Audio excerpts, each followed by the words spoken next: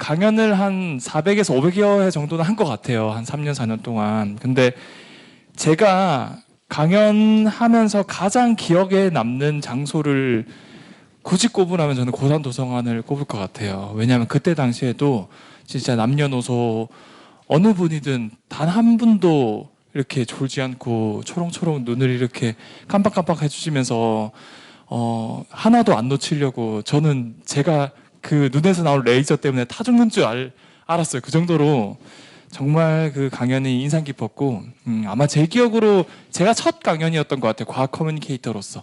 그래서 강연 후에 저와 비슷한 가치관을 가진 또 다른 과학 커뮤니케이터 분들이 가끔씩 이렇게 고산도서관에 초청을 받고 강연을 이제 주기적으로 한 걸로 알고 있는데, 제가 확실하게 하나 말씀드리고 수 있는 거는 오늘 강연 정말 재밌을 겁니다. 저는 거의 한 왕복 8시간, 9시간 걸려서 이렇게 도서관에 왔거든요. 사실 제가 뭐 유튜브라던가 팟캐스트, 그다음 라디오 이런 거, 오늘 아침에도 아마 KBS 라디오 켰으면 제 목소리 들을 수 있었을 거예요. 조우종의 FM 대행진을 그걸 진행을 하고 있는데 같이 그런 게 훨씬 편해요. 또 돈도 더 많이 받을 수 있고. 그런데 제가 굳이 이렇게 왕복 8시간, 10시간 걸려서 이렇게 고산도서관에 오기도 하고, 아니면 뭐 외부 이제 교육 소외 지역, 섬 지역에 가기도 하고 하는 이유는, 직접 이렇게 와서 눈 마주치고 소통하고 얘기하고 하면은 정말 다는 아니지만 여기 한 60분 정도 오는 걸로 알고 있거든요. 한두 명은 진짜 인생이 바뀌어요. 그래서 몇 년 뒤에 저한테 개인적으로 연락이 와요. 너무 감사하다고, 그때 당시. 근데 그게 단순히 이렇게 귀여운 어린아이들, 학생들 뿐만 아니라 성인분들도 충분히 해당할 수 있어요. 요즘에는 이제 100세 시대 더 넘었죠. 또 4차 산업혁명이 오면은 훨씬 더 많은 이제 인생을 누릴 수 있습니다. 그래서 여러분들도, 이제 성인분들도, 그리고 어르신분들도 절대 늦은 것이 아니기 때문에 내가 될 수도 있겠다라는 마음으로 한번 집중해서 들어주시면 정말 감사할 것 같습니다. 제가 하고 싶은 말은 그거예요. 제가 8시간, 10시간 걸려서 왔으니까 1시간만 집중을 해주셨으면 정말 감사할 것 같아요. 알겠죠? 감사합니다. 자, 저는 저의 그 모든 강연의 핵심 문장, 키워드는 고심해서 해봤는데, 뭐 4차 산업혁명의 핵심 기술, 그게 다가왔을 때 우리는 어떻게 살아야 될까, 이렇게 뭔가 이과 감성이 나는 딱딱한 제목보다는 이거를 최대한 내가 뭔가 삶의 철학을 관통하는 문장이 뭐가 있을까 했을 때, 손을 드는 작은 용기가 너를 웃게 해줄 거야, 이런 문장이 나오더라고요. 그래서 이 문장이 어떤 걸 의미할까에 대해서는 여러분들도 한번 머릿속에 곱씹으면서 제 강연을 한번 들어보고 제일 마지막에 이래서 이런 문장이 나왔구나 라고 같이 이해를 할 수 있었으면 참 좋을 것 같아요. 자, 저는 항상 강연을 시작하기 전에 보여주는 이 사진이 2가지가 있어요. 이 사진은 뭘까요? 별, 맞아요. 선생님도 혹시 이거 그 소리도 나오게 할 수 있나요? 안 나오면 어쩔 수 없는데 혹시 소리가 나오면 더 좋을 것 같아요. 네, 별 사진입니다. 별 사진. 반짝반짝 빛나는 별이에요. 우리 태양계에는 이 반짝반짝 빛나는 별이 몇 개 있을까? 수만 개? 과연 수만 개일까? 이 태양계에서 스스로 빛나는 별. 1개 맞습니다. 그게 뭘까? 태양, 맞아요. 스스로 빛나는 별은 하나밖에 없어요. 우리 마음속에는 수만 개의 별이 있으니까 그게 답이 될 수도 있습니다. 그런데 과학적으로는 태양이라는 별 하나밖에 없어요. 이렇게 넓은 태양계에서도 태양 하나밖에 없어요. 하지만 스스로 빛나는 별, 우주적 관점에서 얼만큼 많냐? 수억 개? 우리가 초등학교 운동장에 가면은 뭐 이렇게 모래로 쌓인 운동장 있잖아요. 거기 있는 모래알 개수를 다 센 거보다, 이 해운대 백사장에 있는 모래알 개수를 다 센 거보다, 이 지구에 있는 모든 모래알 개수를 다 센 거보다 훨씬 더 많이 있어요. 우주에는 이 반짝반짝 빛나는 별들이. 그런데 이러한 별들이 거느리고 있는 가족들, 태양 같은 경우는 수금지화 목토천해 8식구를 가지고 있죠. 그러니까 보이지 않는 행성까지 합치면은 우리 지구에 있는 모래알 개수보다 수십 수백 배나 더 많은 별들과 행성들이 우주에 이렇게 흩뿌려져 있는 거예요. 그러니까 얼만큼 이 우주가 넓은지 알겠죠? 자, 그럼 두 번째 짤 한번 볼게요. 이 짤은 뭘까요? 이게 무슨 사진일까? 이렇게 뭔가 레이저가 있는 것 같기도 하고, 뭔가 이 짤은 뭘까? 이 짤은 뭘까요? 저는 과학 커뮤니케이터이자 과학자예요. 그런데 1970년도에 이 과학 커뮤니케이터로서 굉장히 활발히 운동하신 미국의 코스모스라는 책을 집필한 천체물리학자가 있었어요. 누굴까요? 칼 세이건. 역시 고산도서관. 확실히 이게 레벨이 다릅니다. 사실 어제 제가 부산에 또 강연을 하고 왔거든요. 답이 안 나왔어요. 제가 아무리 물어봐도. 그런데 이렇게 바로 답이 나오네요. 맞아요. 칼 세이건이라는 천체물리학자가 되게 궁금했어요. 이 지구에서 만들어낸 물건 중에서 가장 지구로부터 멀리 날아간 물건, 보이저 1호라는 우주선이 태양계 바깥을 벗어날 때쯤에 이 지구를 향해서 지금 얼만큼 지구가 작게 보일까 너무 궁금했던 거예요. 그래서 동료의 이제 동의를 얻고 여기 이제 지구가 있고 저 멀리 태양이 있으면 태양계 바깥을 벗어날 때쯤에 저장 하면서 찍고 태양계 바깥을 이제 나가버렸어요. 그렇게 해서 전송된 사진이 이 사진이에요. 지금 여기 작은 점 하나 보이죠? 이게 지구예요. 이 작은 점 하나에 고산도서관도 있고 저도 있고 여러분들이 좋아하는 뭐 BTS, IOI, 그다음에 수많은 정치인, 전략가, 침략자들, 영웅, 현자들, 여러분들이 가지고 있는 수많은 고뇌, 스트레스, 행복, 사랑, 가족 다 있어요. 이 작은 점 하나에. 근데 공간적으로도 이렇게 작은 점 하나에 우리가 살고 있는데 시간적으로도 우주의 나이는 138억 년 정도 된다 그래요. 근데 여러분들은 아무리 많이 살아도 한 100살 정도는 살 수 있겠죠. 이 100년이 정말 긴 시간일까? 이 우주의 나이 입장에서는 이 100년은 아무것도 아니에요. 138억 년의 우주의 나이를 24시간으로 추격해봤더니 인간의 이 100년은 0.01초도 안 돼요. 그러니까 이 작은 점 하나에서 찰나를 살다가 가는 거예요, 여러분들은. 그러니까 여러분들이 가지고 있는 고민, 스트레스 이런 게 진짜 아무것도 아니라는 거예요. 특히 청소년들, 학생들 점수 1, 2점 뭐 틀렸다고 그렇게 스트레스를 받을 필요가 없다는 거예요. 오늘 그래서 제가 들려드리고 싶은 강연 내용은 사실은 표면적인 거는 4차 산업혁명에 숨겨진 기술들인데 진짜 숨겨져 있는 건 우리가 어떻게 하면은 이 작은 점 하나에서 이 찰나의 순간에서 조금이라도 더 행복하고 즐겁게 살 수 있을까에 대한 제 경험에서 우러나온 팁들을 좀 전해드리고 싶어요. 그리고 그게 조금이나마 도움이 됐으면 합니다. 자, 그래서 4차 산업혁명 얘기를 그냥 하면 재미가 없으니까 제 경험에서 우러나온 얘기를 토대로 한번 들려드려 볼게요. 자, 지금 약간 노트북이 버벅거려서 다음 짤이 뭐가 나올지 한번 우리가 예상을 해봅시다.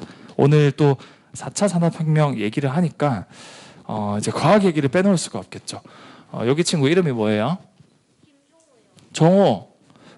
종우 친구, 여기 과학을 생각을 했을 때 내가 과학이 좋아. 그러면은 생각나는 뭐 가질 수 있는 직업 하면 뭐가 떠올려요? 과학자요. 맞아요. 과학자가 떠오르죠.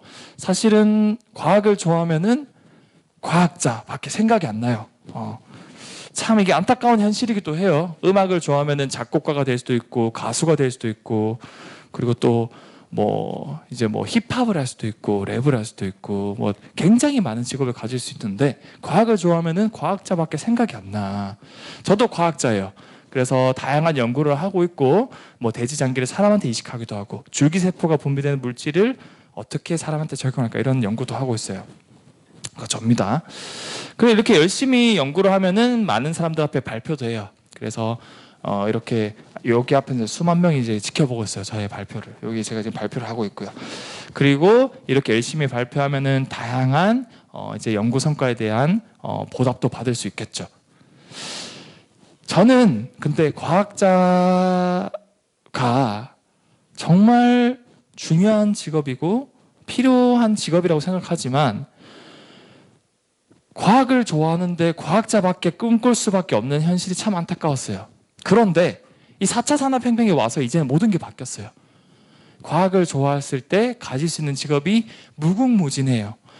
비단 과학뿐만 아니라 여기 있는 학생들이 나는 과학 싫어. 뭐 다른 분야가 좋아. 다른 과목이 좋아. 그 과목을 좋아할 때 가질 수 있는 직업이나 기회, 환경들이 무궁무진해지고 있어요, 지금은. 그래서 저는 과학을 좋아했고 과학을 전공하고 있으니까 그러면 과학에서 빗대어서 어떤 직업들을 가질 수 있고 실제로 제가 하고 있는 일들을 토대로 얘기를 한번 해볼게요. 그 전에 과학 커뮤니케이터가 왜 필요한지부터 제가 말씀을 드릴게요. 일단 제가 과학자 입장에서 제가 연구하고 있는 분야에 대해서 한번 설명을 해볼게요. 한국어로 한번 이해가 되는지 한번 들어보세요. 안녕하세요. 저는 과학자 이선호라고 하고요. 제가 연구하고 있는 분야는 이 세포가 분비하는 익스트라셀룰라 베지클 또는 엑소좀이라고 불린 녀석에 대한 연구를 하고 있어요. 얘가 가지고 있는 대표적인 물질은 뭐 단백질이나 그다음 마이크로 RNA 이런 것들을 가지고 있고 얘를 패키징해서 다른 세포로 전달함으로써 이 다른 세포의 운명마저도 바꿔줄 수 있습니다. 좀 어렵죠? 한글로 설명을 했는데도 어려워요. 자, 그러면은 이 똑같은 연구 내용을 제가 과학 커뮤니케이터 입장에서 한번 똑같이 설명해 볼게요. 자, 근데 그걸 설명하려면 여러분들이랑 저랑 이렇게 타임머신을 타야 돼요. 타임머신을 타야 돼. 그래서 타임머신을 타고 138억 년 전으로 가서 어떤 일이 생길지 한번 같이 볼게요. 자, 138억 년 전에는 작은 점에서 빅뱅이 터집니다.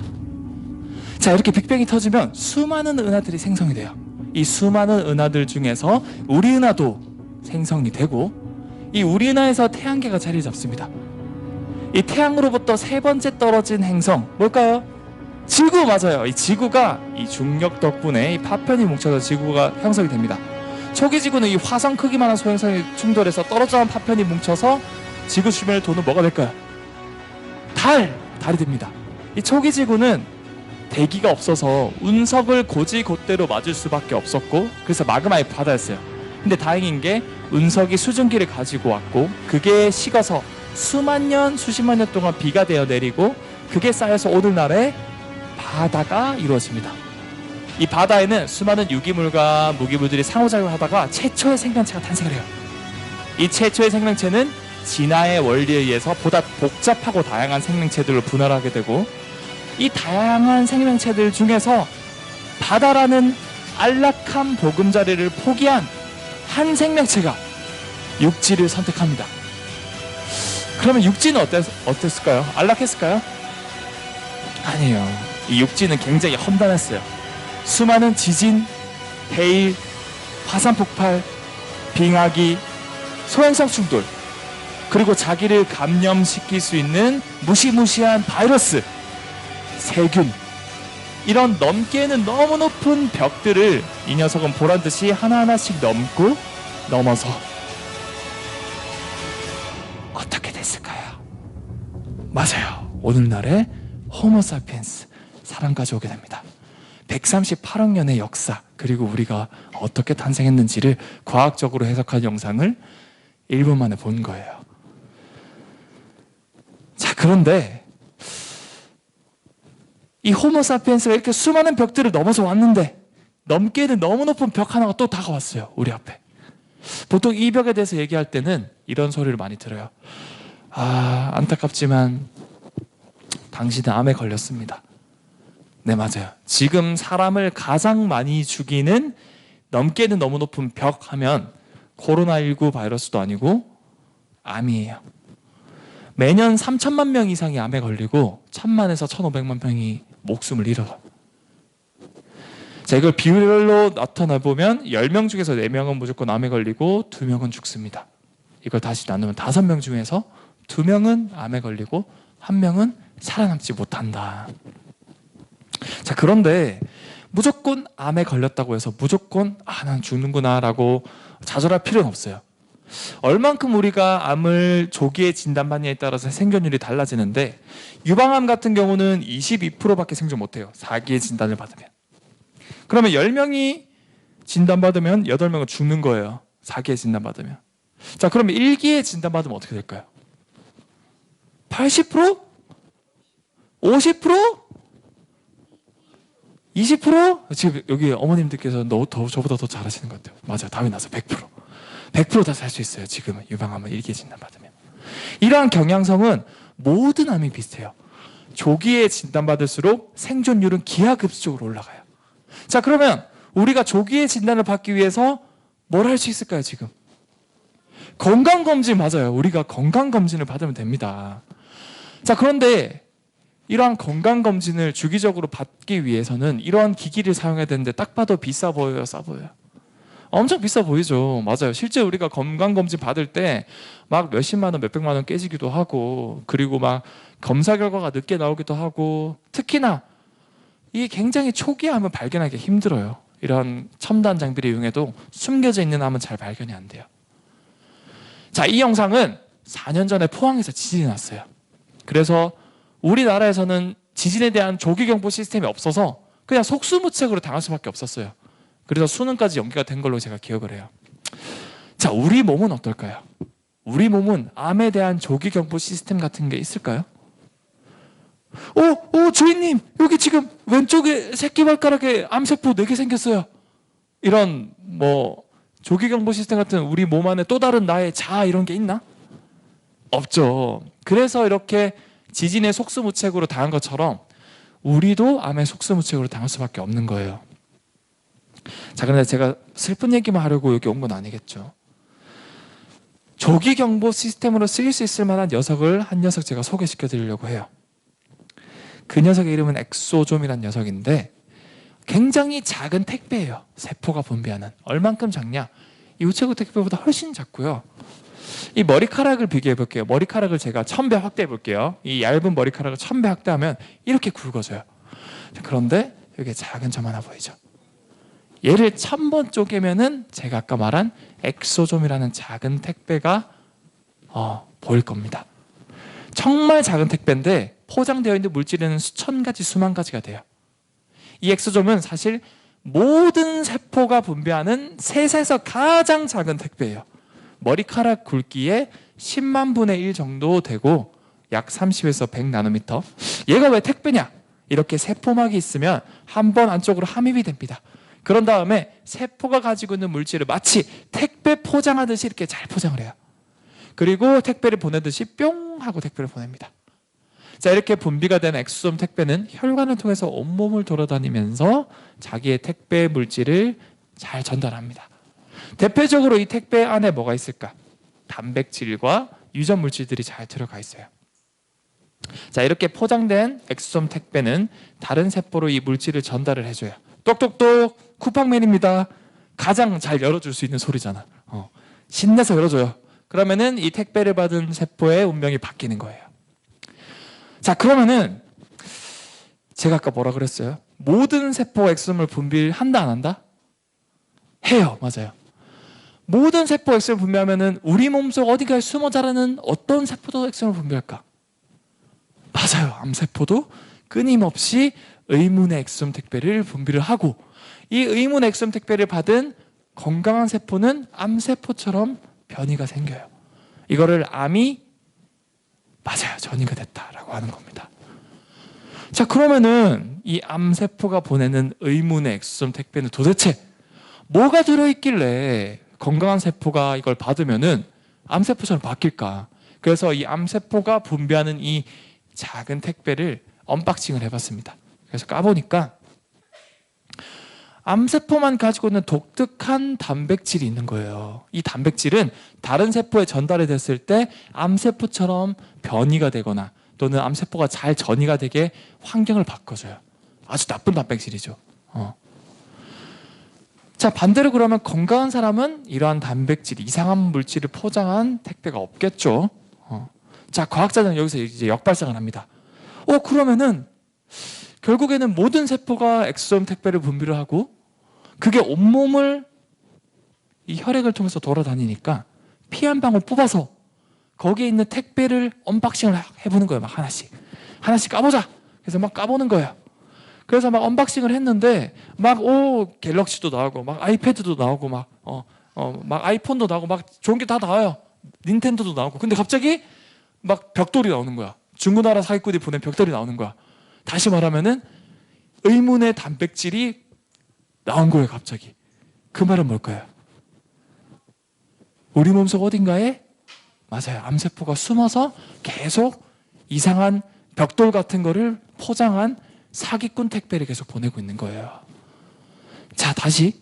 그러면 건강한 사람은 까도 이러한 건강한 물질만 포장한 엑소좀 택배가 나오겠죠.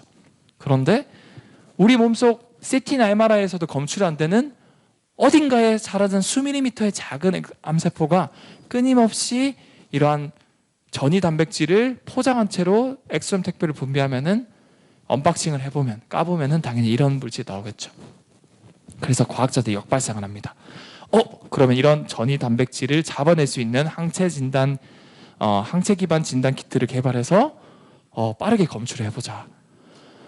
항체 기반 진단 키트. 요즘에 코로나19에 대해서도 간이 키트가 판매되고 있죠. 여러분들 약국에서도 구매할 수 있죠. 똑같은 원리예요. 암세포만 가지고 있는 독특한 단백질을 잡아내는 항체 기반 키트를 개발해서 훨씬 값싸고 MRI나 CT보다 100배 더 가격이 저렴하고 훨씬 정확도도 높고 간편하게 암을 진단할 수 있는 시대가 오고 있다.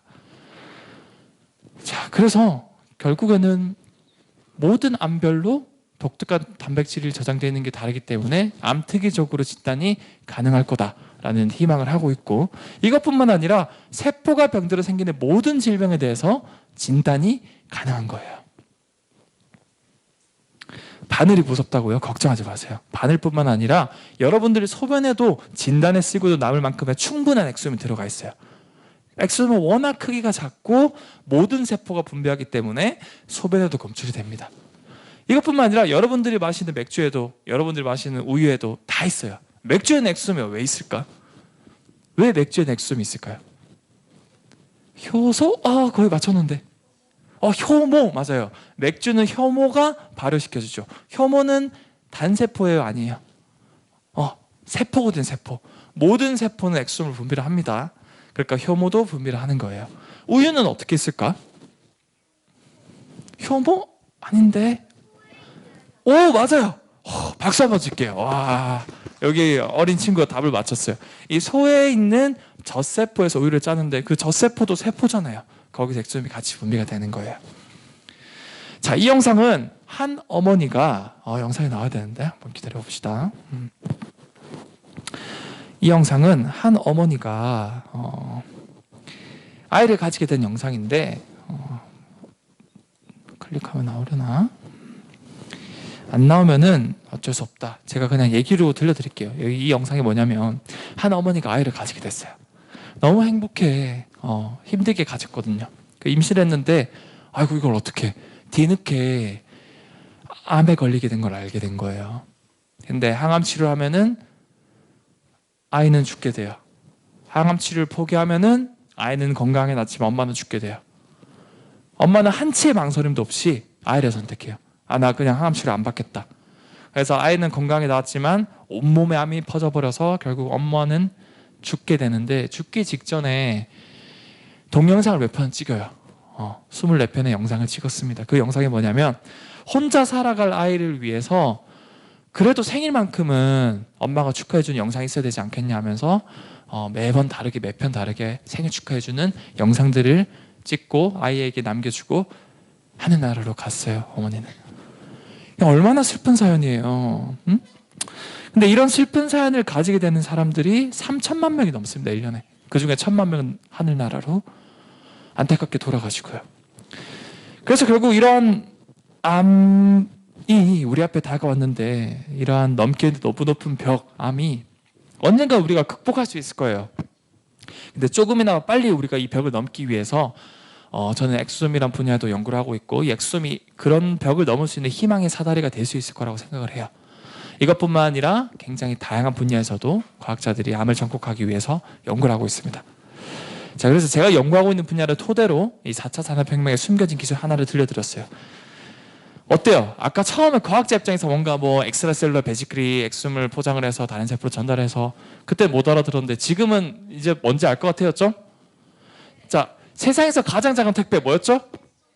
맞습니다. 엑소죠. 정확하게 이해하셨네. 맞아요. 그래서 이 과학 커뮤니케이션이 필요한 겁니다. 자, 근데 저는 아까도 말씀드렸다시피 과학자이자 과학 커뮤니케이터예요. 과학 커뮤니케이터가 뭘까요?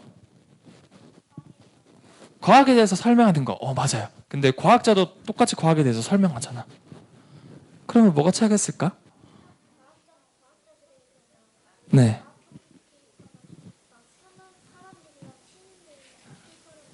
와, 박수 한번 줄게요. 너무 이거 대답을 잘했어요. 과학 커뮤니케이터는 과학자는 그냥 과학적인 용어로 과학자들과 소통하는 거지만 과학 커뮤니케이터는 일반 대중 시민들에게 쉽고 재밌게 과학을 설명해 주는 거예요.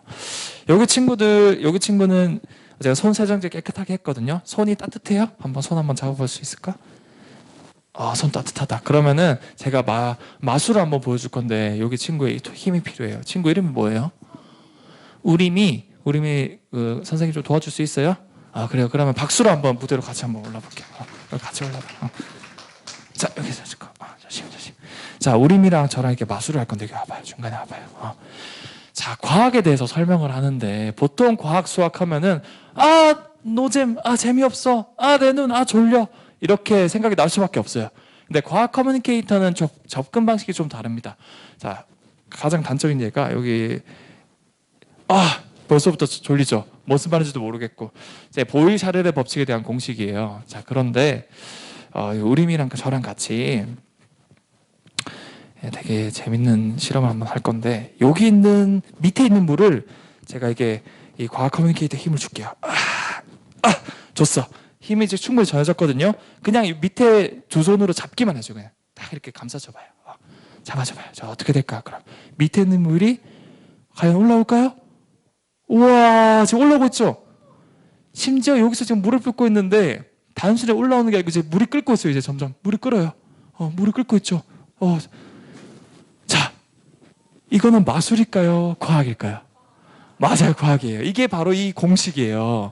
자, 그러면은 우림이 몇 학년이에요? 5학년이요. 5학년. 사실 이거는 중고등학교 때 배우는 건데 5학년이 이해를 했는지 한번 볼게요.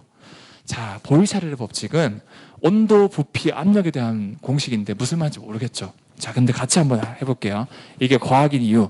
우림이 손은 따뜻해요, 차가워요? 따뜻해요. 따뜻해요. 그러면은 우림이의 따뜻한 손의 기온이 밑에 방을 만졌을 때 밑에 방 공기가 뜨거워질까요, 차가워질까요? 뜨거워져요. 뜨거워지겠죠. 그러면은 공기가 뜨거워지면은 어떻게 될까? 위로 올라가요. 위로 올라가기 전에 먼저 수증기가 돼서 팽창해요. 맞아요. 팽창해요. 저는 답을 안 가르쳐줬어요. 자, 그러면 팽창을 하면은 밑에 방에서 막 공기가 팽창하려고 그러는데 밑에 방은 방이 넓어질 수 있어요? 안 넓어질 수 있어요? 그냥 계속 한정돼 있죠. 그러면 공기가 팽창 못하면 뭐가 올라갈까요? 압력. 우와, 압력이 올라간대요. 와, 초등학교 왕이 맞아요? 와, 똑똑해요. 맞아요. 부피가 팽창 대신에 압력이 올라가는 거예요. 그러면 밑에 압력이 높고 위에 압력은 낮으니까 당연히 물이 위로 밀려 올라가는 거겠죠. 그래서 마술 같지만 과학이 여기 숨겨져 있는 거고 이게 뒤에 있는 보일-샤를의 법칙이에요. 너무 설명 잘했어요. 박수 한번 줄게요. 네, 들어가세요. 조심. 자, 이렇게 설명하면 너무 쉽죠.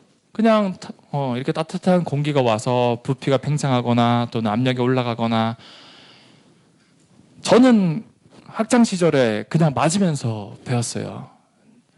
선생님 이게 뭐야? 너 이 새끼 그냥 외워. 이게 다예요. 그러니까 뭔가 원리나 이런 거에 대해서 좀 한 30초만 쉽고 재밌게 설명해 주면은 모두가 더 즐기면서 오래 기억할 수 있을 텐데 무조건 외워였죠. 그래서 똑같은 과학 수학도 어떻게 표현하냐에 따라서 천지 차이가 될 수 있는 거예요. 그래서 과학 커뮤니케이터가 이런 역할을 하는 거다. 그래서 저는 과학 아까 여기 친구가 말한 것처럼 과학을 좋아하면 과학자밖에 생각이 안 났지만 이제는 과학을 좋아하면 할 수 있는 게 너무 많아요. 이렇게 과학 커뮤니케이터가 돼서 이런 뉴스 데스크에서도 이슈에 대해서 얘기를 하기도 하고 접니다. 제가 마스크를 끼고 있어가지고 다른 사람 아닙니다. 그 다음에 과학 연극을 하기도 합니다. 그냥 과학보다는 연극과 과학을 연결시키면 굉장히 대중분들이 친숙하게 문화로서 느낄 수 있겠죠. 다들 배움. 이것도 어떻게 보면 이제 여기 고산도서가 나온 것처럼 전국의 초중 고등학교, 대학교, 그다음 일반 대중분들한테 강연을 하기도 합니다. 강연자가 될 수도 있어요. 그다음에 버스킹. 이제 엄마한테 혼나는 것들 많이 해요. 집에서 하면 혼나는 것들. 이제 뭐 기말고사 성적표랑 내가 만나면 혼나고 또 얘는 뭐랑 뭐가 만났을까요? 멘토스 맞아요. 콜라랑 멘토스가 만났어요. 이제 엄마한테 등짝 맞을 것 같은 실험을 바깥에서는 즐기면서 할 수 있습니다. 이런 과학 버스킹도 하고 있고, 근데 사실은 이거는 이제 코로나19 때문에 요즘 못 하고 있어요. 그래도 대중분들이 정말 많이 즐겼다. 해운대에서도 정말 많은 분들이 봤어요. 이때 당시에 버스킹 막 열 몇 군데가 열리고 정말 유명한 분들이 버스킹을 많이 했는데 과학 버스킹에 사람들이 제일 많이 왔어요.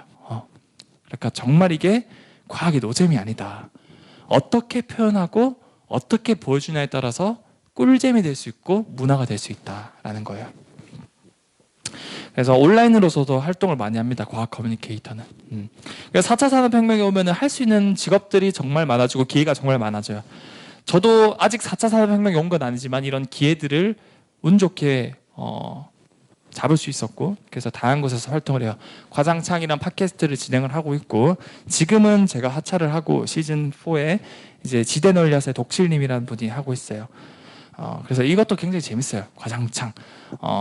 굉장히 재밌는 과학 이야기들 들려주는 건데, 한 가지 뭔가 얘기를 한번 해보자면 뭐가 있을까? 우리가 블랙홀에 빠지면 어떻게 될까? 블랙홀에 빠지면 어떻게 될까요? 다시 나와요? 사실은 답은 없어요. 어떻게 될지 아무도 몰라. 아무도 안 빠져봤기 때문에. 그러면은 여기 친구 이름이 뭐였다고 했죠? 이름이 뭐예요? 종우. 종우가 블랙홀에 빠지게 됐어요. 그러면은 어떻게 될까? 자, 여기 만약에 블랙홀이 있으면은 여기 블랙홀이 있다. 아인슈타인의 상대성 이론에 의하면 블랙홀에 가까워질수록 중력이 정말 커지기 때문에 시간이 느리게 흘러가요. 자, 그러면 여기 청중분들 입장에서 이 종우가 블랙홀에 빠지는 장면을 보면은 가까워지면 가까워질수록 종우가 점점 시간이 느리게 흐르는 것처럼 보여요. 그리고 블랙홀에 닿기 직전, 사건의 지평선 닿기 직전에는 완전 멈춰버려요. 중력이 너무 크기 때문에 시간이 멈춰버려요. 여기는 거의. 그래서 우리가 몇 천만 년, 몇 억 년, 몇 조 년을 지켜봐도 종우가 블랙홀에 빠지는 걸 볼 수가 없어요. 시간이 점점 느리게 흘리기 때문에. 자, 그럼 반대로 상대성 이론이잖아요. 종우 입장에서는 바깥 세상을 보면 어떻게 될까? 맞아요. 빠르게 흘러가요. 모든 것들이 빠르게 흘러가요. 그래서 종우가 만약에 블랙홀에 빠지게 되면은 무조건 블랙홀에 등지고 빠져요. 그러면은 우주의 종말을 볼 수 있어요. 우주의 그 굉장히 긴 몇 조 년의 역사를 한순간에 볼 수 있어요. 왜? 블랙홀 근처에 있는 내가 가장 시간이 느리기 때문에 상대적으로 바깥에 있는 모든 것들이 굉장히 빠르게 흘러가요. 그러니까 무조건 블랙홀에 빠지면은 등지고 빠져. 알겠지? 제가 빠지면 안 돼. 블랙홀에 빠지면 죽어요. 그래서 이런 얘기를 합니다. 과장창에서. 그래서 뭐 매불쇼라는 팟캐스트도 하고 있어요. 그래서 매일 불금쇼라고 해서 전체 팟캐스트 1등인데 거기서 제가 수요일 과학 코너를 진행을 하고 있습니다. 그 다음에 이렇게 과학 커뮤니케이터 되면 굉장히 많은 분들과 이렇게 콜라보를 할 수 있어요. 김민아 아나운서, 뭐 장민철 프로게이머 선수, 유키카라는 가수분. 그러니까 과학이 이제는 문화가 되고 있다는 증거예요. 다양한 곳에서 콜라보를 하려고 합니다. 그 다음에 뭐 지숙님이랑 이렇게 같이 코너 진행을 하기도 했고요. 그 다음에 넷플릭스에 이제 범인은 바로 너라는 시즌 3가 지금 올라왔거든요. 유재석님이 하는 이거 이제 방탈출 같은 개념의 프로그램인데 이거 과학 설계를 제가 했어요. 방을 어떻게 과학적으로 탈출할까. 굉장히 다양한 곳에서 기회가 생기고 있어요. 이것뿐만 아니라 이제 KBS 라디오 FM 대행진을 제가 진행을 하고 있고 토요일 코너를 제가 하고 있어요. 토요일 아침 8시에 들을 수 있어요. 월요일은 의학 프로그램 하고 있고 이낙준 선생님, 그 다음에 수요일은 최태성 선생님, 이제 한국사. 최태성 선생님 아세요? 역사는 최태성 막 이렇게 하시거든요. 저도 어릴 때 최태성 선생님 강연 듣고 한국사 1급 받았는데 같이 이렇게 요일별로 프로그램을 하고 있어요. 그래서 결국 아까 제가 말씀드린 것처럼 과학을 좋아하면은 과학자만 꿈꿀 수 있는 세상이 이젠 아니에요. 라디오를 할 수도 있고 팟캐스트를 할 수도 있고 유튜브를 할 수도 있고 정말 많은 것들을 할 수 있어요. 비단 과학뿐만 아니라 어떤 분야도 내가 정말 좋아하는 분야를 찾아서 빠르게 뭔가를 하게 된다면은 기회는 많아지고 많은 것들을 누릴 수 있는 시대가 온 거예요. 그래서 유튜브도 하고 있습니다. 갑분싸라는 유튜브를 하고 있는데 업로드를 그렇게 자주를 하지 않아서 이제 열심히 업로드를 하려고 합니다. 그래서 여러분들도 구독, 좋아요, 알람 설정 해주면 정말 감사할 것 같아요. 갑분싸뿐만 아니라 이제 공돌이 용달이라는 친구랑도 콜라보를 많이 했고 여기 어린이들은 공돌이용달 알아요? 모르는구나. 그래서 이런 유튜버랑 콜라보도 많이 합니다. 이렇게 공돌이용달 하고. 사물공인 알아 혹시? 사물공이 아는구나. 사물공이랑도 콜라보를 해요. 이렇게 사람 외부는 좌우 대칭일까 뒤대칭일까. 그다음 뭐 인간만이 가진 유일한 유전자를 원숭이에게 살펴보면 어떻게 될까. 그리고 뭐 의지가 강한 사람이 숨을 계속 참으면 어떻게 될까. 이런 거 전부 다 이제 과학 커뮤니케이터 이선호님의 도움을 받아 제작되었습니다. 이렇게 나와요 영상에. 유튜브에 사물공이 치면 나오는데 아무도 저를 기억을 못 해주더라고요. 왜냐하면 답만 궁금하기 때문에 처음에 이렇게 소개하는 건 다 마우스로 스킵을 해버려. 그냥 뒷부분만 이렇게 가버리고. 네, 이렇게 저도 자문으로 도와주고 있습니다. 자, 그래서 이 과학 커뮤니케이터란 분들이 지금 보시면 이렇게 매주 이렇게 오시죠. 그래서 과학 커뮤니케이터가 정말 지금 한 수십 명이 계시고, 그래서 그런 분들이 각각 다양한 곳에서 활동하고 계세요. 이 웹툰이 정말 좀 재밌었는데 서울대생들이 클럽에 갔어요. 그래서 여기 있는 그 MC가 1등급 소리 질러 하면 전부 다 막 와 소리 질러요. 2등급 소리 질러 하면 갑자기 다 조용해져요. 얘는 서울대생들이 2등급을 받아본 적이 없대. 그러니까 막 조용해져요. 그리고 막 랩도 하는데 이상한 랩을 해요. 막 원소 주기율 암기 속 이런 랩을 해요. 막 수해 리베 붕탄 지산 플레 이런 랩을 합니다. 냠냠냠냠냠냠냠냠냠냠 냠냠냠냠냠냠냠 나트륨, 스트론튬, 티타늄, 카드뮴, 알루미늄 이런 랩 들어보셨어요? 왜 여러분들이 부끄러워하세요? 부끄러우면 제가 부끄러워야 되는데 그래서 이렇게 주기율송 이런 걸로 하면서 막 서울대생들이 막 나는 마그네슘 부분이 제일 좋았어 이러면서 막 굉장히 좀 뭔가 덕후스러운 클럽 분위기를 웹툰으로 이렇게 가상 웹툰을 이제 만들어 본 거예요. 그래서 막 1시간이나 놀아버린다면서 저녁 8시에 집에 가요. 막 웃기죠?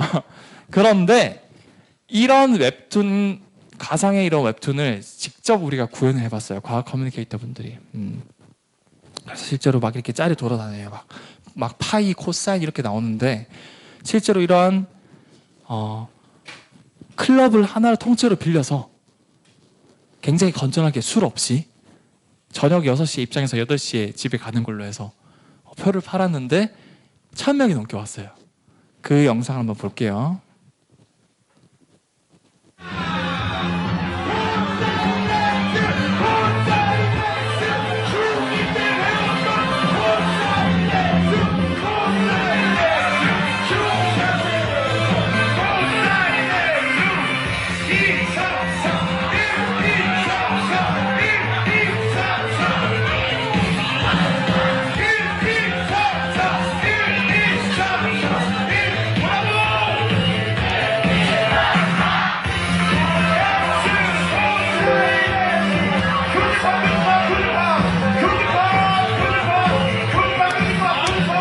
자, 이 영상이 진짜 조회수가 막 몇백만이 넘고 댓글도 막 10,000개가 넘게 달렸는데 이 댓글의 90%가 다 외국인이었어요.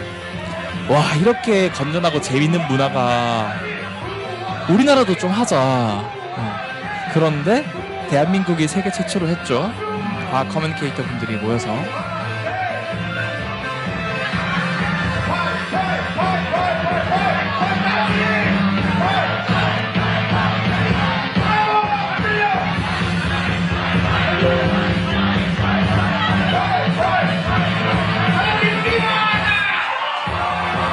난리가 났죠. 네, 그래서 이렇게 문화를 만들었어요. 여기 다 이제 과학 커뮤니케이터 분들이에요. 여기 저도 있고, 이 삼성전자에서 굉장히 열심히 일하고 계신 분이에요. 예, 카이스트에서 정말 열심히 연구하고 계신 분이고, 고려대에서 정말 열심히 연구하고 계신 분이고, 그러니까 각 분야에서 정말 열심히 하는 분들인데 같은 가치관을 가지고 모여서 이런 굉장히 혁신적인 문화도 만들었어요. 그리고 이때 당시에 이제 과학 유튜버도 굉장히 많이 왔어요. 저도 갓본사를 하고 있고 과학 쿠키, 안될과학, 일본과학, 미나니, 긱블 이렇게 다양한 분들이 와서 문화도 같이 즐겼습니다. 자, 그러면 지금까지 제 얘기를 좀 했어요. 이제 엑소점이라는 숨겨진 4차 산업혁명 이야기도 하고, 그 다음에 4차 산업혁명이 왔을 때 다양한 직업들을 가질 수 있는 예를 저로서 들여서 보여주었죠. 근데 이제는 또 다른 숨겨진 과학 이야기를 할 건데 그냥 하면 재미없으니까 영화에 빗대어서 제가 한번 말씀드려볼게요. 이 영화 뭡니까? 어벤져스예요. 어벤져스. 자, 1편의 제목은 뭐였죠? 인피니티 워. 2편의 제목이 뭐였죠? 엔드게임 맞습니다. 그러면은 이 어벤져스에서 최고의 빌런이 누구였을까요? 최고의 빌런, 나쁜 악당 타노스. 맞아요, 타노스. 오늘 제가 타노스랑 이 많은 히어로들이 가지고 있는 기술들 중에서 좀 4차 산업혁명 기술과 비슷한 게 뭐가 있을까? 이런 거에 대한 고민을 좀 해봤어요. 토르 시간 여행. 타노스는 뭐가 있을까? 타노스가 가지고 있는 기술과 4차 산업혁명 기술 비슷한 게 뭐가 있을까요? 보석, 뭐 인피니티 스톤, 파워 스톤. 뭐 가루로 만들고 이게 핑거 스냅으로. 근데 과학으로 이건 할 수가 없어요. 그래서 저도 엄청 고민을 했는데 타노스가 가지고 있는 기술 중에서는 뭔가 4차 산업혁명 기술은 없었어. 거의 한 7차 산업혁명 정도는 돼야 타노스 기술이 완성될 것 같았어요. 그래서 그나마 비슷했던 게, 그나마 이게 좀 비슷했어요. 이게 좀 제가 생각했을 때는 이게 좀 비슷했다. 비슷하잖아요? 이 빵의 주름이랑 턱 주름 비슷하죠? 비슷하죠? 이제 여러분들 타노스 무서워할 필요 없어요. 이제 타노스 보면은 카스테라 주름만 생각이 날 거예요. 빵 주름만 생각이 날 겁니다. 그래서 타노스는 비슷한 게 없었고, 그래서 제가 다른 히어로들을 한번 가보자 해서 다른 히어로들을 제가 골라봤습니다. 그래서 히어로들 중에서 어떤 히어로들 할까? 스파이더맨. 맞아요. 스파이더맨. 맞아요. 스파이더맨 하면 뭐가 생각이 나요? 거미줄. 맞습니다. 거미줄은 어때요, 여러분들? 맞아요. 끈끈하고 또 오림이 잘한다. 잘 달라붙고 또 잘 떨어지지 않고 탄성도 있어요. 맞아요. 어머님 완벽합니다. 답이 다 나왔어요. 맞아요. 그래서 마블에 있는 맞아요. 마블에 있는 한 작가가 지구상에 있는 한 생명체를 보고 스파이더맨을 만들었어요. 어떤 생명체일까? 거미. 맞아요. 이 거미를 보고 만듭니다. 이 거미는 굉장히 적극적이에요. 자기의 거미줄의 능력을 알고 있어요. 기다리지 않아요. 자기 몸무게의 3000배를 들 수 있는 턱 힘을 가진 개미도 이 거미줄에 속수무책으로 당합니다. 자, 그럼 날아다니는 곤충 중에서 가장 강력한 곤충 누가 있을까? 말벌. 무슨 말벌? 장수말벌. 맞아요. 이 장수말벌도 거미줄에 걸립니다. 걸려요. 그래가지고 막 침을 막 쏠려 그래요. 거의 무한으로 즐기는 그 뭐죠? 그 고기처럼 계속 침을 쏠려 그래요. 넣으면 죽는다. 그래서 얘가 쫄았어요. 이 무장색에 쫄았어요. 그런데 이 거미가 갑자기 생각해요. 내가 가지고 있는 필살기 뭐였죠? 거미줄. 맞아요. 거미줄을 써서 속수무책으로 만들죠. 자, 이걸 통해 가지고 과학자도 생각을 해요. 와, 이렇게 스파이더맨처럼 우리도 거미줄 이용해서 뭔가를 만들어 보자 라는 생각을 했어요. 그래서 거미줄 이용해서 뭔가를 만들려고 그랬어요. 뭔가를 만들었을까? 뭔가를 만들었을까요? 내 혈관 속 DNA가 말해줘. 이거 누가 부른지 알아요? 왜 또 여러분들이 부끄러워요? 내가 부끄러운데. 방금 뭐였죠? BTS가 한국말로 뭐였죠? 방탄. 그러면 뭐가 생각나요? 방탄복. 맞아요. 방탄복. 제 힌트가 좀 먹혔는지 모르겠지만 거미줄을 이용해서 방탄복도 만들 수 있어요. 그래서 기존의 방탄복은 굉장히 뭔가 무겁고 기동성이 떨어지는데 거미줄을 이용하면 훨씬 가볍고 신축성이 좋은 첨단 소재를 만들 수 있다라는 거예요. 그래서 기존의 과학자들은 일단 거미줄이 필요하니까 거미를 이렇게 묶어놓고 죽을 때까지 뽑았어요. 너무 심하죠. 그래서 이게 지금 영상이 재생이 안 되는데 어차피는 이거 거미 괴롭힌 영상이니까 그냥 넘어갈게요. 이 거미를 이렇게 묶어놓고 거미줄 나오는 이 부분을 이제 거미를 뽑아서 실타래로 계속 돌려요. 그럼 거미줄이 계속 나오겠죠. 죽을 때까지. 그런데 거미 한 마리에서 뽑은 거미줄이 군대 이제 수십만 명이 입을 방탄복이 만들 양이 충분할까요? 당연히 아니겠죠. 그래서 과학자들이 이런 생각을 해요. 염소에 젖어서 거미줄을 짜보자 이런 생각을 합니다. 이게 무슨 말이지? 염소에 젖어서 어떻게 거미줄이 나와? 4차 산업혁명 기술 중에 이런 기술이 있어요. 게임에도 나와요? 맞아요. 이 거미줄 단백질 유전자를 염소의 젖세포 이렇게 넣어요. 그리고 염소의 우유 젖을 짜면은 거기에 거미줄 단백질도 굉장히 많이 들어가 있어요. 그러면 다량의 거미줄을 얻을 수 있겠죠. 하지만 염소도 이렇게 수십만 마리 이렇게 만들 수는 없잖아요. 그래서 좀 부족하다. 좀 더 번식력이 강한 생명체에 이 거미줄 유전자를 넣어보자. 소보다 훨씬 작아요. 굉장히 번식력이 강하고 쥐 좀 더 줄여봅시다. 바퀴벌레, 파리 좀 더 작아요. 근데 뭐라고요? 네? 뭐라고요? 누에는 사실은 거미줄처럼 비슷한 소재를 뽑아냈지만 거미줄 유전자를 넣기엔 좀 번식력이 약해요. 개미 좀 더 줄여보자. 진드기 좀 더 줄여보자. 눈에 안 보여요. 변기에도 많고 가끔 9시 뉴스에도 나와요. 곰팡이 거의 다 왔어요. 곰팡이랑 비슷한 녀석이에요. 바이러스 거의 다 왔는데 방금 박테리아 맞아요. 와 박수. 와 박테리아 한국말로 세균이라 그러죠. 세균 중에서 대장균이라는 생명체가 있어요. 그래서 이 대장균의 거미줄 유전자를 삽입을 해서 대량으로 만들어 보자라는 생각을 했어요. 왜? 이 대장균이 얼만큼 빠르게 증식하냐? 선생님이 만약에 대장균이에요. 20분이 지나면 제가 2명이 됩니다. 또 20분이 지나면 4명이 돼요. 또 20분이 지나면 8명이 돼요. 그 다음 16명이 되고 32, 64, 128, 또 256. 그 다음 또 20분이 지나면 512. 여기 학부모님들 512 또 갈 때까지 가봅시다. 512 또 1024. 제가 강연 갔을 때 4000을 넘지 못했어요. 1024 거의 다 왔어. 그 다음 또 2048. 거의 지금 여기 알파고가 있습니다. 2004 다 왔어. 2048. 그 다음에 4000. 박수 한번 줄게요. 와 4차까지 왔어. 설마 그 다음도 4090 다음은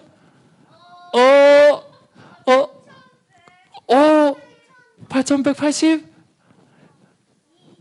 이 정도만 해도 충분히 잘했어요. 박수 줄게요. 잘했어요. 거의 제가 뭐 과학고라던가 이런 데 강연 가서도 4천을 못 넘었는데 이 친구 8천까지 갔어요. 똑똑합니다.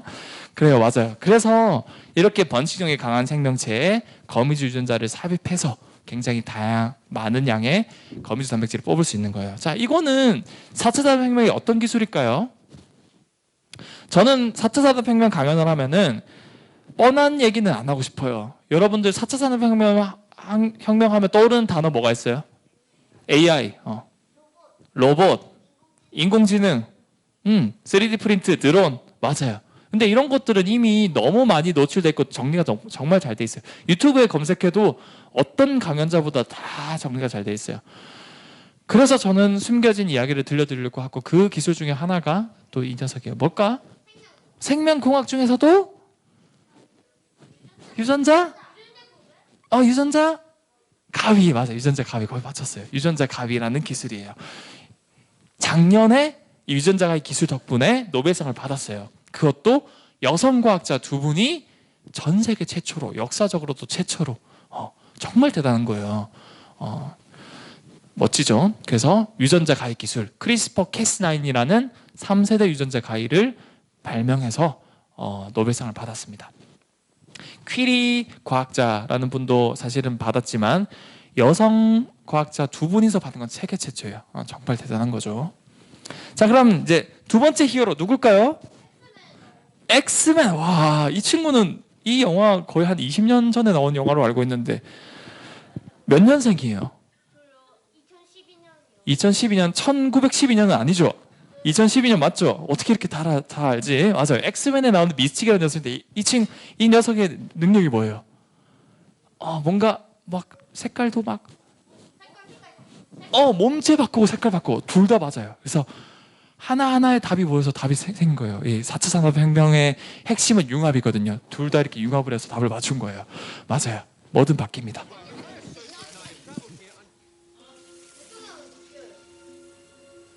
How's that for a magic trick? I called it. 자, 그러면은 실제로 이 지구상에 사는 생명체들 중에서 이렇게 이 영화 속의 인물처럼 막 바뀌는 생명체가 있을까? 오, 카멜레온 맞아요. 카멜레온. 그러면 바닷속에는 누가 없을까? 심해하게? 문어, 오징어 맞아요. 맞아요. 육지에는 카멜레온, 바다에는 문어가. 이거 본 사람 있어요? 여기 어린 친구들은 다 봤네. 학부모님들은 전혀 공감을 못하고, 학부모님 그래도 텔레토비 이런 건 아시죠? 저도 텔레토비 세대라서 뭔지 몰라요. 근데 여기 뒤에 있는 흉내 문어가 뭐든 바뀔 수 있다라고 하더라고요.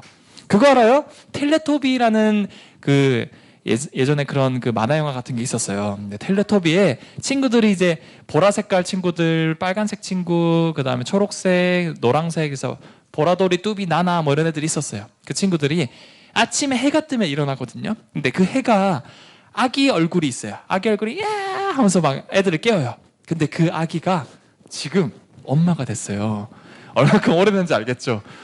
그만큼 우리가 지금 어른이 됐다, 아재가 됐다라는 뜻입니다. 아무튼 여기 있는 이 문어가 흉내 문어한 녀석인데 아까 미스틱이란 변신하는 히어로보다 훨씬 변신 잘해요. 실제로 한번 볼게요. 자, 보세요. 이거 나 진짜 보여주고 싶은데 영상 재생 안 되면 안 되는데 제가 어떻게든 보여드릴게요. 이거는 어떻게 하면 보여줄 수 있을까, 여러분들한테. 꼭 보여주고 싶습니다. 재생할 수 없을까요?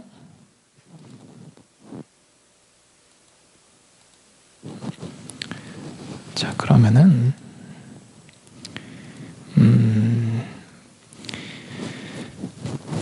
자, 잠깐만 기다려 보세요. 제가 꼭 보여드릴게요. 이거는 꼭 봐야 돼.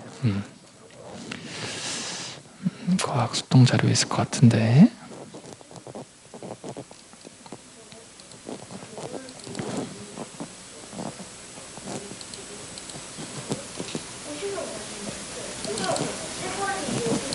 한 번만 제가 시도해보고 안 되면은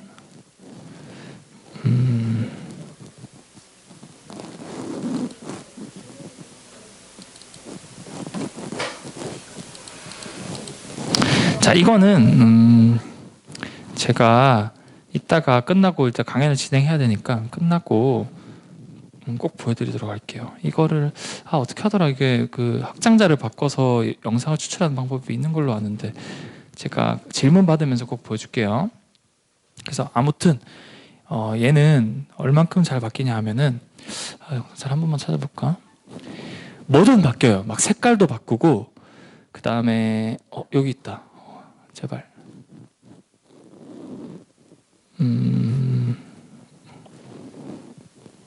여기도 없네. 어쩔 수 없다. 여기도 없나? 영상 자료. 나와라. 여기도 없다. 그래서 결국 이따가 제가 한번 다시 찾아볼게요. 그래서 이 영상에 문어가 뭐든 바뀌어요. 근데 문어가 왜 이렇게 색깔을 바꿀까 봤더니 보호하려고, 맞아, 보호색으로. 그래서 그러면 어떻게 이렇게 색깔을 바꿀까 봤더니 여러분들 스마트폰 가지고 있잖아요. 이 스마트폰도 똑같이 확대를 해서 보면은 점 세 개가 보여요. RGB 들어봤어? RGB? 레드, 그린, 블루. 이 세 가지 색이 크기가 조절이 되면서 색감이 나오는 거거든요. 똑같아요. 문어도 세 가지 색소를 가지고 있고 그 색소를 조합을 해서 막 색깔을 바꾸는 거예요. 그래서 너무 신기하다 해서 문어 말고 아까 육지에는 또 누가 있다 그랬죠? 카멜레온, 맞아요. 카멜레온이 있어요. 그래서 이 카멜레온을 현미경으로 확대해봤어요. 얘도 똑같이 세 가지 색소를 이용해서 색깔을 바꾸나. 그런데 깜짝 놀랐어요. 색소가 없는 거야, 이 카멜레온은. 알고 봤더니 이 카멜레온은 표면에 나노 거울이라고 하는 굉장히 작은 거울을 수백만 개를 붙이고 있어요. 그래서 햇빛을 막 반사하는 거야. 그래서 자기가 원하는 대로 색깔을 바꿀 수 있고 열을 방출하는 거예요. 이 과학자들이 이거다 해서 똑같이 이러한 비슷한 소재를 개발해서 쿨코트라는 걸 개발합니다. 이 코트를 입으면은 굉장히 시원해요. 에어컨 같은 동력원이 없음에도 불구하고 되게 시원하다. 시인소자가 될 수 있겠죠. 자, 이런 게 어떤 기술일까요? 지금 지구상에 있는 생명체의 특성을 본따서 사람한테 유용하게 쓰는 기술. 생체? 생체 뭔가를 따라하다. 맞습니다. 와, 생체 모방의 과학입니다. 와, 정답입니다. 생체 모방의 과학. 생체 모방의 과학 또 뭐가 있을까요? 비슷한 거. 찍찍이. 찍찍이도 우리 예전에 어렸을 때 막 이렇게 산에 갔을 때 막 묻어 나오잖아요. 그게 맞아요. 가시 있고 그래가지고 맞아요. 이런 찍찍이입니다. 그 다음에 또 뭐가 있을까요? 2000년 초반 때 수영 신기록이 계속 깨졌어요. 맞아요. 상어에 있는 비늘을 따라했어요. 맞아요. 상어가 너무 스피드가 빠르니까 과학자들이 궁금해서 이 현미경을 통해서 봤어요. 확대해서 보니까 매끈매끈한 게 아니고 울퉁불퉁한 거예요. 상어의 비늘이. 알고 봤더니 이 울퉁불퉁한 틈 사이로 작은 소용돌이가 생기는데 이걸 캐비테이션이라고 하거든요. 이게 오히려 물살을 밀어내줘요. 상어가 더 빨리 갈 수 있게. 그래서 과학자들이 똑같이 이런 상어의 표면을 따라한 첨단 수영복을 만들었고 수영 선수들이 그걸 입어봤더니 세계 신기록이 막 우후죽순으로 깨지는 거예요. 근데 이게 기술 도핑이다라는 문제가 있어서 금지를 했어요. 자, 이건 생체 모방의 과학이다. 자, 그럼 4차 산업혁명에 숨겨진 기술 우리 세 가지 배웠어요. 세상에서 가장 작은 세포가 분배하는 택배 뭐였죠? 엑소솜. 그 다음에 다른 생명체의 유전자를 잘라서 또 다른 생명체에 넣는 거. 유전자 가위. 맞아요. 그리고 이제 다른 생명체의 특성을 모방해서 하는 게 모방의 과학. 맞습니다. 오늘 숨겨진 이야기 모두 들었고, 자, 오늘 그리고 제가 어렸을 적 얘기를 한번 들려주고 싶어요. 제 어릴 때 사진인데, 사실은 4차 산업혁명이 오면은 여기 특히 어린아이 친구들은 한 200살까지 살 거예요. 그럼 200살까지 사는 동안에 내가 직업 하나만 가지고 살 수 있을까? 아니에요. 직업 4-5개는 바뀔 거예요. 그러면 직업이 바뀔 때마다 다시 수능 치고 전공을 바꾸고 이렇게 하면 많이 늦어요. 그래서 어떻게 하면 빠르게 다양한 분야에 쉽게 적응을 하는 사람이 될 수 있을까에 대한 팁을 드리고 싶었어요. 저 같은 경우도 막 라디오를 하거나 팟캐스트를 하거나 유튜브를 하거나 강연을 하거나 과학자로서 연구를 하거나 이 모든 것들이 새로 배우고 새로 시도를 한 건 아니거든요. 그래서 다양한 환경에 노출됐을 때 어떻게 쉽게 적응할 수 있는 사람이 되느냐, 그게 관건이에요. 4차 산업혁명에서. 그래서 그러면 내가 어릴 때 어떤 환경에서 내가 어떤 환경에서 자랐기 때문에 나는 이렇게 좀 그래도 다양한 환경에서 다양한 일들을 할 수 있을까 궁금해왔어요. 그래서 엄마가 제일 잘 알고 있겠죠. 내가 어떻게 자랐는지. 그래서 엄마한테 전화해봤어요. 엄마, 내 어릴 때 어땠는데? 이러니까 엄마가 네 어릴 때 바보였지? 이러는 거예요. 그래서 내가 바보였다고? 그러니까 네 바보였다. 증거 보여줄까? 그래서 보여줘. 그러니까 엄마가 이 사진을 찍어서 보내주더라고요. 여기 제가 초등학교 2학년 하고 이제 글씨가 보이는데 글씨체가 초등학교 2학년 글씨체 같아요? 아니죠. 어머니가 글씨를 써줬어요. 저는 초등학교 3학년 때까지 한글을 못 썼대요. 진짜 바보였어요. 이것만 보고도 나 이해가 안 가가지고 엄마 그래도 내가 열심히 살았는데 진짜 내가 바보였다고 하니까 증거 더 대볼까? 그래서 대봐. 이러니까 엄마가 네 유치원 때나 초등학교 때 어릴 때 시험만 풀면 다 틀렸다 이러는 거예요.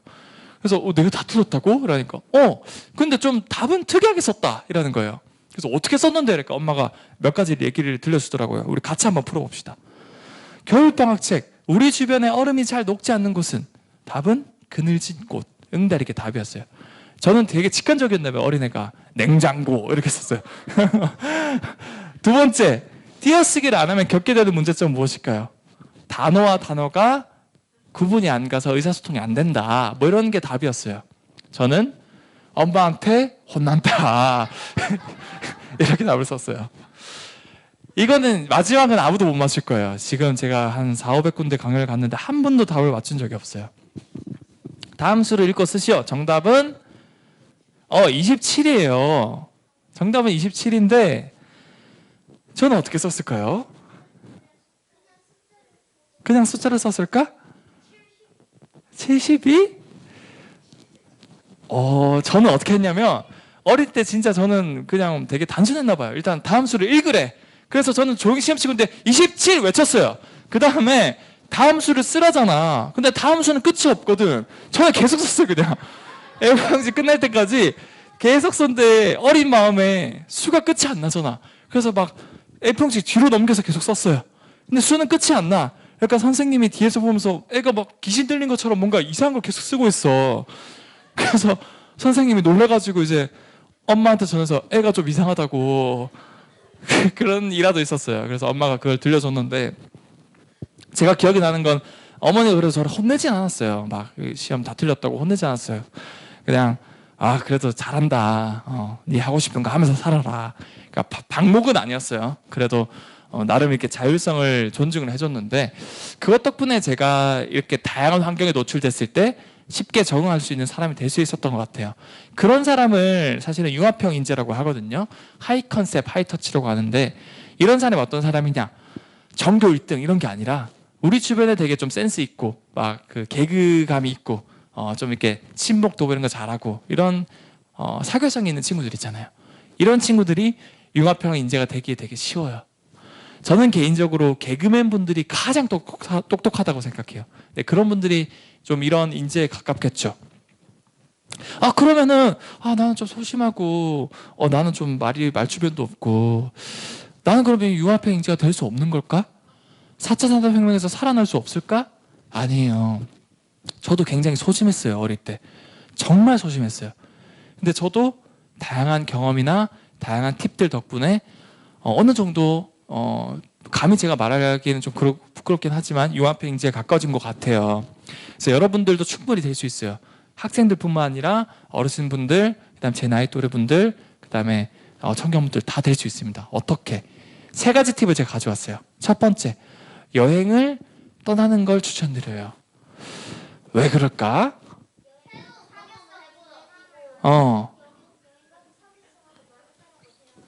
맞아요. 그게 핵심이긴 한데 사실은 제가 드리고 싶은 말은 진짜 내가 어떤 사람인지 일단 파악을 해야 돼요. 그래야 뭘 하든 내가 객관적으로 잘 살아갈 수 있거든요. 진짜 내가 어떤 사람인지를 알려면은 기댈 수 있는 환경이 없어야 돼요. 우리 주변에 지금 뭐 이렇게 고산도서가 의자도 있고 그다음에 뭐 집에 가면 안락한 집도 있고 특히 아이들은 부모님들이 먹여주고 옷 사주고 스마트폰 사주고 이 모든 것들이 나의 마스크를 만들어내요. 친구들을 대할 때의 나의 모습, 부모님을 대할 때의 나의 모습.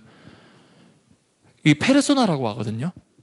요즘에 이제 멀티 페르소나 시대라고 하는데 뭐 유재석 님도 이제 유산슬이라고 막 하고 그다음 뭐 요즘에 뭐 피식대학 거기서 또 막 뭐 최준 씨도 나오고 막 귀엽다 뭐 이렇게 막 해요. 그런 가면을 벗겨내야 돼요. 진짜 그 속에 있는 내가 어떤 사람인지를 알려면은 혼자 여행을 떠나보면은 하나부터 열까지 내가 선택하고 결정해야 돼요. 그러다 보면은 내가 이런 사람이구나라는 걸 깨달을 수 있어요.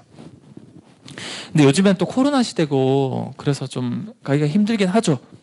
그래서 코로나 끝나면 한번 가보는 걸 추천드리고 두 번째는 독서.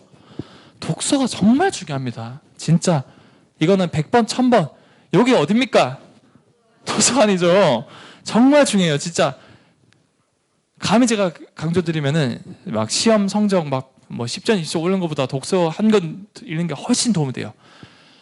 단순하게 짧게 봤을 때는 시험 성적이 중요하겠지만 전체 인생을 봤을 때 길게 봤을 때 가장 중요한 건 독서입니다. 요즘 독서하면서 이런 용어도 많더라고. 메타인지. 이게 그 말이에요. 제가 아까 뭐라 그랬어요. 나를 알아야 되잖아요. 나를 주관적으로 보면은 선입견이 생길 수밖에 없어요. 그런데 나를 여기에 놓고 한 발자국 떨어져서 객관적으로 나를 보는 게 메타인지예요. 내가 어떤 식으로 내가 어떤 사람인지를 보는지. 너 이런 사람이었구나. 독서를 하면은 그런 거를 많이 키울 수 있어요. 세 번째. 뭘까요? 발표 질문 맞아요.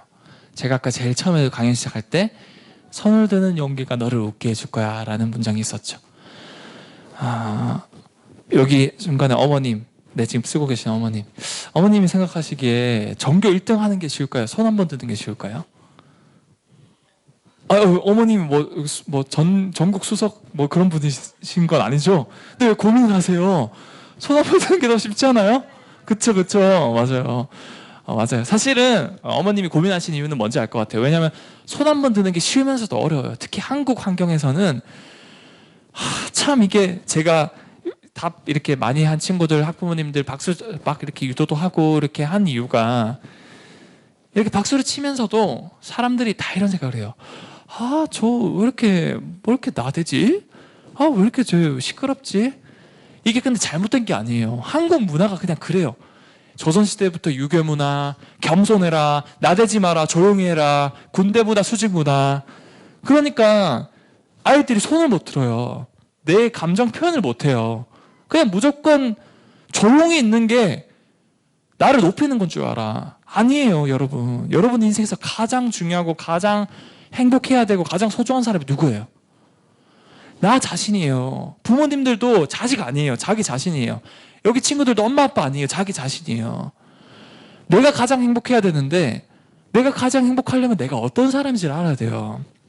근데 그러한 방법이 제가 감히 말씀드린 건 손드는 게 가장 저는 쉬웠어요. 처음에 힘들지 하다 보면은 내가 어떤 사람인지를 쉽게 파악할 수 있게 돼요. 나는 이런 사람이고, 나는 이런 걸 좋아하고, 근데 난 이런 걸 싫어하는구나. 이게 결국 구체적으로 보면 전공으로 이어지고 직업으로 이어지고 이 방향성을 주어주거든요. 내가 아무리 빨리 달릴 수 있는 원동력이 있어도 내가 가야 할 방향이 아니고 뒤로 가버리면은 결국 2배 멀어지는 거예요. 그러니까 내가 어떤 사람인지를 파악하는 게 정말 중요합니다. 4차 산업혁명에서는 특히. 그게 비단 어린아이들 뿐만 아니라 지금 어르신분들이나 제 나이 또래 다 똑같아요, 지금. 그러니까 꼭 여러분들도 4차 산업혁명 기술 이런 것도 중요하지만 제가 아까 생체 보호반과 유전자 가위 엑소존 중요해요. 근데 그거보다 중요한 거는 저는 핵심은 이거라고 생각해요. 나를 파악하는 거. 꼭 자기를 파악하셨으면 좋겠습니다. 그래서 질문 근육을 키워라. 대표적으로 훌륭한 질문 하나 사례 제가 얘기 들려드릴게요. 한국에 있는 한 디자이너가 이런 생각을 했어요. 아니 어깨가 더 넓고 다리는 더 좁은데 왜 비행기는 한 방향일까? 반대로 이렇게 누우면은 이 정도의 공간이 생길 텐데. 그래서 이런 디자인을 만들어서 실제로 영국의 유나이티드 항공에 이 디자인을 판매를 했어요. 유나이티드 항공은 매년 수천억의 적자를 내다가 그 다음 해부터 수천억 원의 매출이 늘었어요. 이 하나의 질문 덕분에. 그러니까 이 질문이 세상을 바꿀 수도 있습니다. 자, 피할 수 없다면 즐겨라는 말이 있죠. 저는 근데 즐길 수 없다면 피해라라는 말을 더 좋아해요. 근데 즐기려면은 내가 어떤 사람인지를 알아야 되고 내가 어떤 사람인지를 파악하면 내가 뭘 좋아하는지 알게 되고 결과적으로 즐길 수 있게 돼요. 근데 내가 어떤 사람인지를 파악하려면 제가 크게 3가지 말했죠. 첫 번째가 뭐였죠? 여행 떠나는 거. 2번째는 뭐였죠? 독서. 3번째? 발표 질문 많이 하는 거. 발표 질문이 비단 학교 수업뿐만 아니라 어디서든 하도 돼요. 귀찮게 하세요, 엄마 아빠. 부모님들도 귀찮게 하세요, 친구 또래. 심지어 자기 자식들한테도 물어보는 습관을 들이는 게 정말 중요합니다. 자, 제 강연은 일단 여기까지 하고 그 문어 영상 제가 한번 다시 찾아볼게요. 오늘 그러면은 질문이 정말 중요하다고 했으니까 질문 연습을 한번 해볼게요. 오늘 강연 또는 저의 개인적인 거 뿐만 아니라 본인의 고민 뭐든지 한번 질문 한번 갖는 시간을 가져볼게요. 자, 궁금한 거.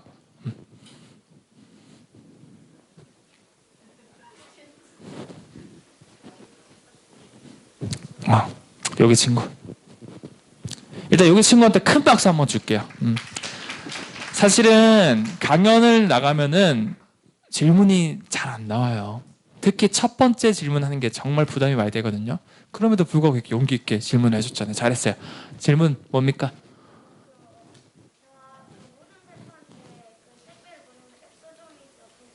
네.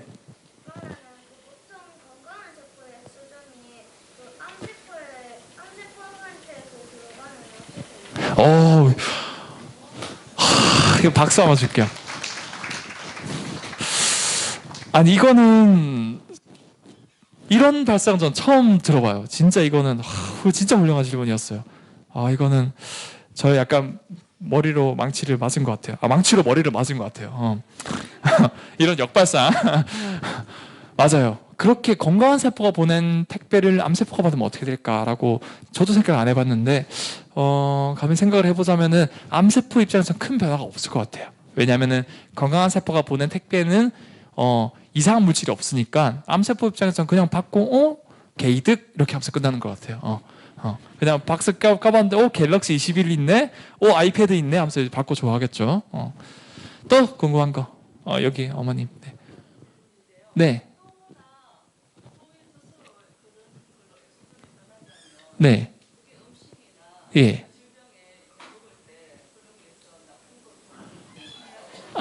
전혀 그거 걱정 안 하셔도 됩니다. 사실은 엑소솜 크기가 너무 작기 때문에 이 우리가 먹는 식품이나 이런 거에 엑소솜에 대해서 사람들이 몰랐을 뿐이지 과거부터 지금까지 항상 엑소솜은 같이 섭취를 했어요. 우유에도 있고 맥주에도 있고 뭐 된장에도 있고 어느 음식이든 다 있어요. 왜냐하면 대부분의 음식은 세포에서 나온 음식들이기 때문에 다 있고 그래서 크게 걱정 안 하셔도 됩니다.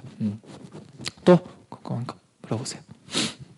뭐든 물어봐도 됩니다. 네. 네. 줄기의 세포와 엑소솜의 연관관계. 저는 한 분야를 소개시켜드리면 이제 이 골수 안에 있는 줄기세포를 하나를 뽑아요. 근데 그 골수 안에 있는 줄기세포 중에서 중간엽 줄기세포라는 녀석이 있거든요.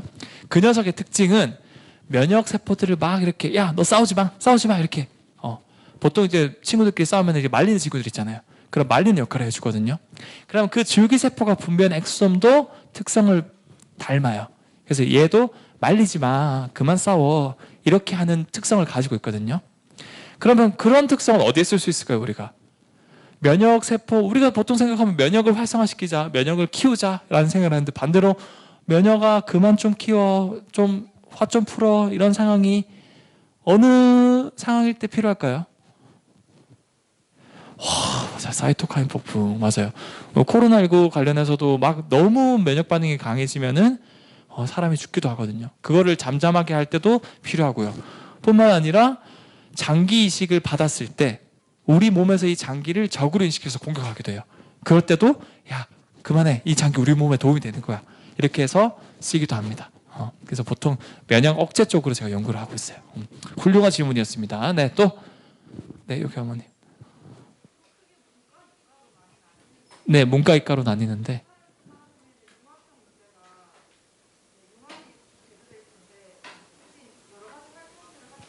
예.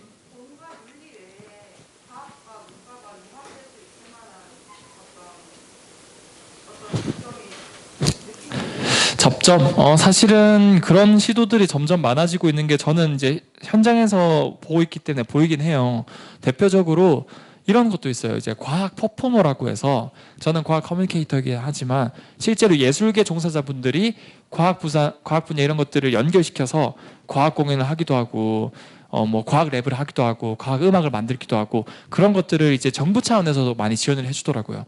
뭐 그것뿐만 아니라 요즘에는 뭐 융합형 시대라 그래서 실제로 예술 작품 속에 과학기술 넣기도 하고 그런 것들이 굉장히 많은 것 같아요. 근데 아직 4차 산업혁명이 온 건 아니기 때문에 이제 시작해서 주변에서 아직 많이 보기는 힘들 거예요. 근데 점점 이제 많이 볼 수 있겠죠. 저는 제가 봤을 때 점점 많이 보이는 것 같아요. 그런 시도도 많이 하는 것 같고. 여기 친구.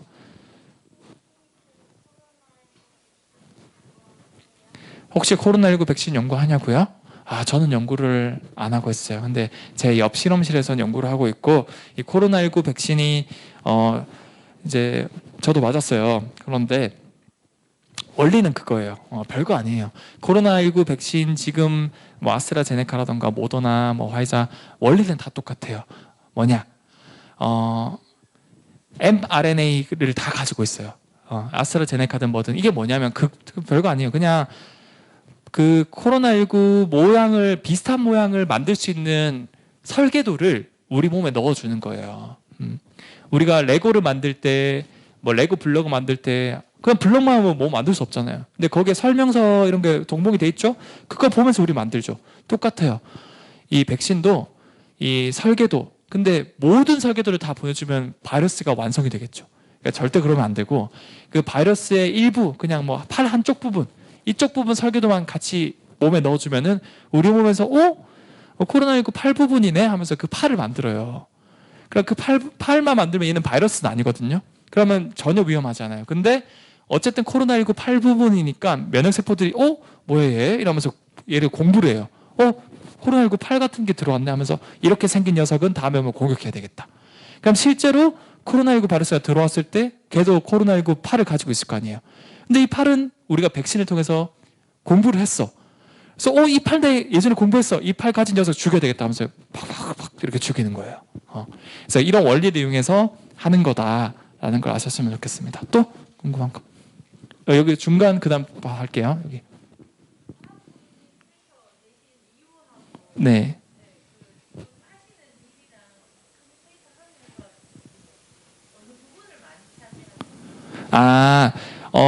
요즘에는 저는 사실 처음엔 과학이 좋아서 이제 연구자로서 길을 걷게 됐는데, 이렇게 대중분들이랑 소통하고 정말 이 과학적인 경이로운 이야기, 이런 것들을 들려주는 거를 제가 했을 때, 오히려 제 마음속에 뭔가 걸그룹을 보는 것처럼 심장이 벌렁벌렁 하는 거예요. 너무 기분이 좋은 거예요. 그래서 좀 더 요즘에는 과학 커뮤니케이션 쪽으로 집중해서 하고 있고, 제가 과학 커뮤니케이터가 된 이유는 그거예요. 정말 어릴 때부터 친구들한테 야자 시간 때나 아니면 뭐 도서관 이런 데서 옆에서 막, 야, 너 이거 알아? 하면서 들려줬는데 애들이 막, 오, 대박, 신기하다. 이런 반응을 저도 되게 좋아했어요. 그렇게 얘기를 들려주는 게 좋았고, 근데 과학 커뮤니케이터를 뽑는 대회가 있어요. 페임랩 코리아라는 대회가 열린다는 걸 알게 돼서 참가를 했는데, 굉장히 운이 좋게도 이제 본선에 진출해서 과학 커뮤니케이터가 될 수 있었고, 그래서 이런 굉장히 영광스러운 기회도 얻게 될 수 있었던 것 같아요. 네. 또 뒤에 질문해 주셨죠? 네.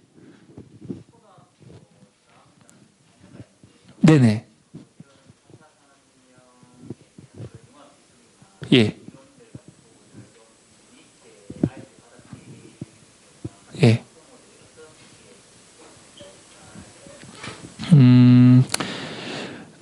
대개는 그런 고민을 해서 뭔가를 시도하려면 아이들은 싫어해요.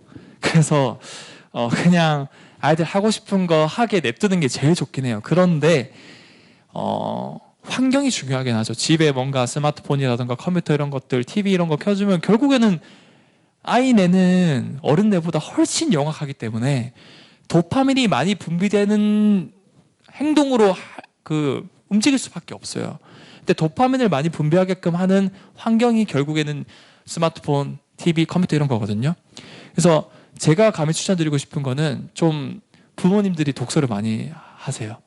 그래서 부모님들이 독서 많이 하면은 뭐 부모님들은 안 하는데 독서 많이 해, 책 많이 써. 그러면 당연히 하기 싫죠. 그러니까 같이 책 많이 읽는 습관을 들이시면 그것만으로도 충분해요. 4차 산업혁명을 맞이하는 이런 10대 또는 아이들 입장에서는 그것만으로도 충분합니다. 그거 외에 뭔가 내용이라던가 좀 심오한 재미있는 내용은 과학분인 사이언티스트 곽분사 유튜브 구독 좋아요를 눌러주시면 농담이고 유튜브에 정말 많이 나와 있어요. 그래서 그런 것들 보여주시는 걸로 충분할 것 같아요. 네. 그리고 제가 그 인스타 아까 올렸는데 좀 더 상담하고 싶은 거나 그런 거 있으면은 그 팔로우에서 DM 보내주시면은 제가 상담을 해드리도록 할게요. 네. 또 궁금한 거 질문. 이거 영상 보여주고 싶은데 제 스마트폰 충전 맡겨놨는데 혹시 좀 받을 수 있을까? 거기서 검색을 해봐야 될 것 같아요. 네, 또 여기 질문. 네. 예. 네.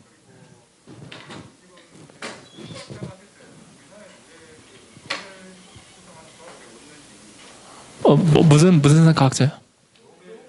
노벨상 과학자가 없는지. 네. 일단 백신 관련해서는 결국에는 감사합니다. 결국에는 그냥 돈이 많은 회사가 빨리 만들 수밖에 없어요. 근데 이 다국적 제약회사라고 하죠. 이제 뭐 화이자라던가 뭐 그런 회사, 뭐 머크라던가 그런 회사는 우리나라에서 굉장히 크다고 생각하는 제약회사의 규모가 50배, 100배 커요. 그러니까 그냥 싸우면 안 돼요. 그리고 그런 인프라라든가 이런 것도 아직 우리가 많이 열악하긴 해요. 그래서 백신이 개발이 늦어질 수밖에 없었던 거고, 두 번째로 노벨상이 안 나오는 이유는 너무 명확해요. 한국은 빨리빨리 문화, 이런 것 때문에 뭔가 돈을 지원을 해줘도 이거 우리 이만큼 돈 지원해줬으니까 1년 내에 뭔가 성과네? 이러면 안 돼요. 노벨상은 30년, 50년짜리로 해야 돼요.